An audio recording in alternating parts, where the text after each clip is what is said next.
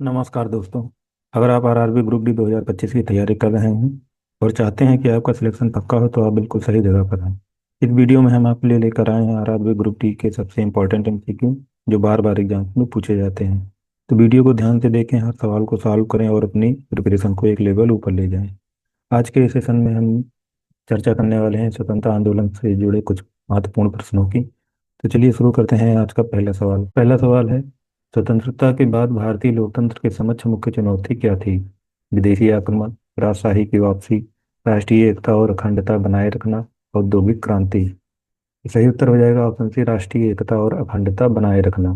दोस्तों, स्वतंत्रता के समय रियासतों का विलय, सांप्रदायिक तनाव और विभाजन के प्रभाव के कारण राष्ट्रीय एकता एक सबसे बड़ी चुनौती थी। अगला सवाल है, इस महिला को भारतीय स्वतंत्रता आंदोलन की माता कहा जाता है?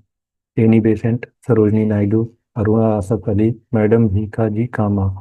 सही उत्तर हो जाएगा option D, madam Bhikaji Cama. विदेशों में भारतीय स्वतंत्रता के प्रचार और योगदान के कारण उन्हें मदर ऑफ इंडियन रेवोल्यूशन कहा जाता है। अगला सवाल है, राष्ट्रीय चिन्ह सिंह स्तंभ कहाँ से लिया गया है? नालंदा, सारनाथ, उज्जैन, पाटलिपुत्र। सही उत्तर हो जाएगा ऑप्शन डी, सारनाथ। राष्ट्रीय चिन्ह सारनाथ स्थित अशोक के सिंह स्तंभ स्तंभ पर आधारित है। अगला सवाल है, दांडी मार्च के दौरान गाया गया रघुपति राघव राजा राम भजन किसके द्वारा संगीतबद्ध था?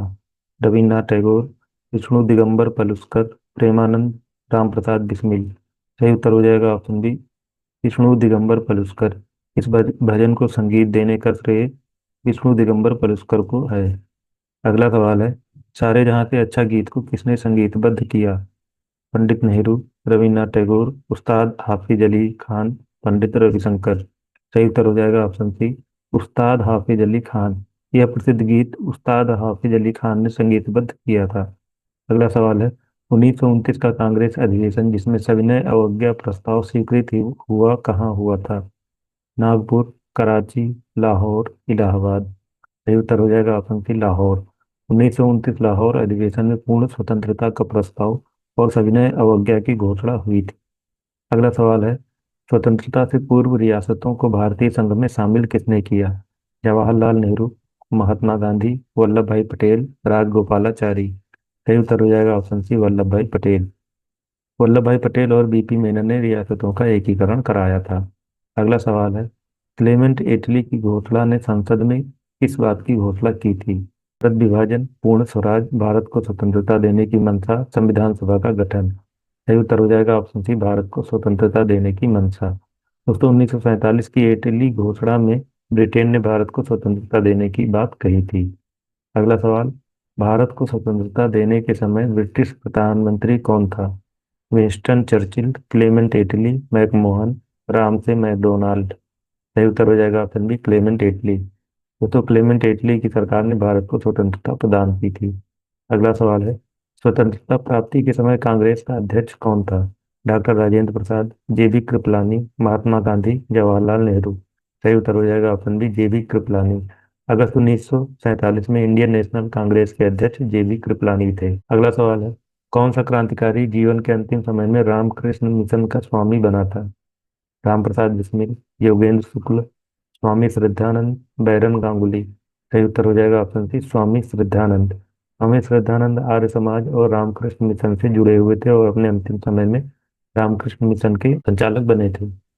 अगला सवाल है, स्वतंत्र भारत का पहला भारतीय गवर्नर जनरल कौन था? सी राजगोपालाचारी, सरदार वल्लभ भाई पटेल, जवाहरलाल नेहरू, बी आर अम्बेडकर। सही उत्तर हो जाएगा ऑप्शन ए, सी राजगोपालाचारी।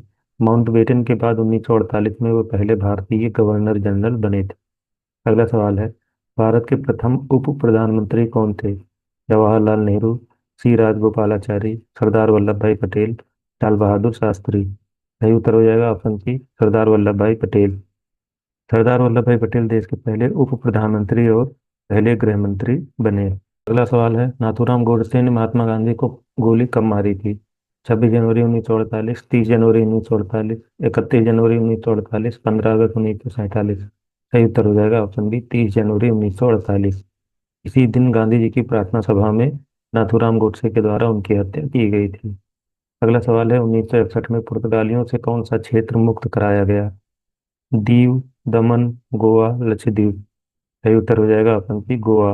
दोस्तों ऑपरेशन विजय के अंतर्गत गोवा पुर्तगाली शासन से मुक्त कराया गया था। अगला सवाल है, गीता रहस्य के लेखक कौन है? लोकमान्य बाल गंगाधर तिलक, महात्मा गांधी, जवाहरलाल नेहरू, अरविंद घोष। सही उत्तर हो जाएगा ऑप्शन ए लोकमान्य बाल गंगाधर तिलक। सही उत्तर हो जाएगा लोकमान्य बाल गंगाधर तिलक। यह पुस्तक उन्होंने मांडले जेल में लिखी थी।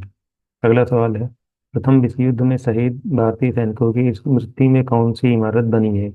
Gateway of India, India gate, Lal Qila, Victoria memorial. सही उत्तर हो जाएगा option B India gate.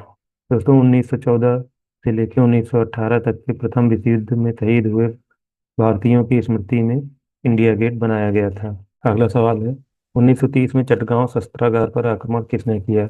Surya Sen, Khudiram Bose, Vinoba Bhave, Chandrashekhar Azad. सही उत्तर हो जाएगा ऑप्शन ए सूर्यसेन। दोस्तों सूर्यसेन, जिन्हें मास्टर दा के नाम से भी जाना जाता है, उन्होंने चटगांव बम कांड का नेतृत्व किया था। अगला सवाल है, इंडियन होम रूल सोसाइटी की स्थापना किसने की? एनी बेसेंट, दादा भाई नौरोजी, श्याम जी कृष्ण वर्मा, बाल गंगाधर तिलक। सही उत्तर हो जाएगा ऑप्शन सी श्याम जी कृष्ण वर्मा। दोस्तों श्याम जी कृष्ण वर्मा ने 1905 में लंदन में इंडियन होम सोसाइटी मिशन की स्थापना की थी। अगला सवाल है, इंडियन स्ट्रगल पुस्तक के लेखक कौन थे?